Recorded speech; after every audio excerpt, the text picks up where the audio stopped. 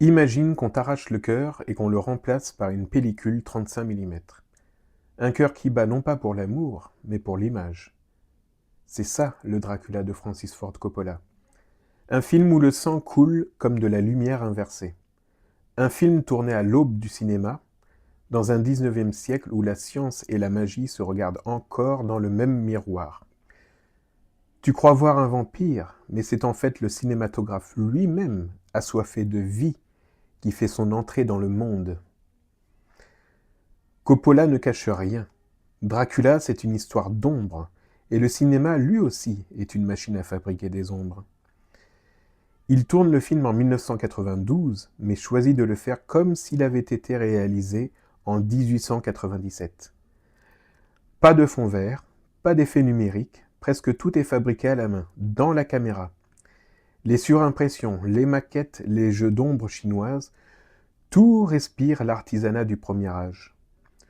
On est dans un laboratoire d'illusions, un hommage au cinéma des origines, à Méliès, à l'enfance du regard. Quand Vlad rencontre Mina à Londres, on pourrait presque croire qu'il lui présente le cinématographe lui-même. Les années coïncident. 1897, parution du roman de Stoker. 1895, invention des frères Lumière. C'est la même époque. Le monstre et la machine naissent ensemble.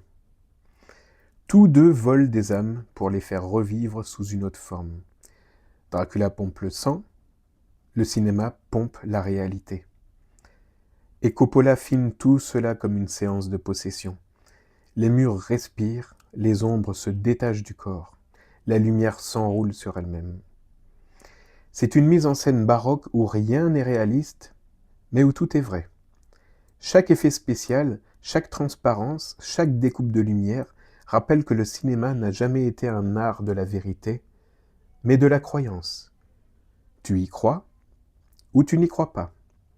Et si tu y crois, le sort est scellé.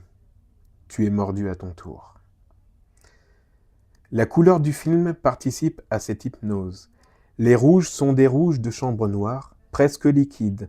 Les ombres bleues avalent les visages. La caméra devient un organe sensuel, presque érotique. Elle ne filme pas, elle caresse. On est entre le théâtre et la transe. Coppola convoque tout ce que le cinéma avait laissé tomber.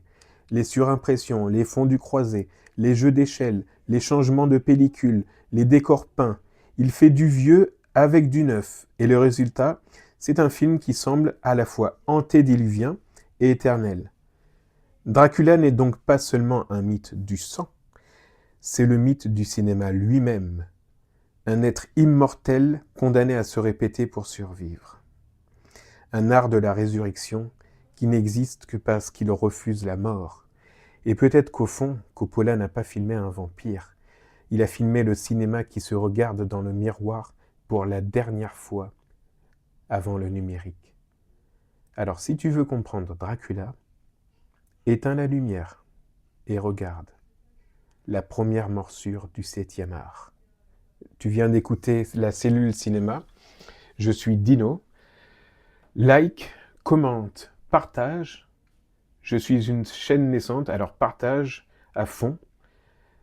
J'ai un Tipeee, tu tapes cellule cinéma, si tu veux m'aider à grandir, c'est à ta guise. Je te retrouve une prochaine fois pour une prochaine analyse, et je te demande jusque-là de regarder autrement. À bientôt.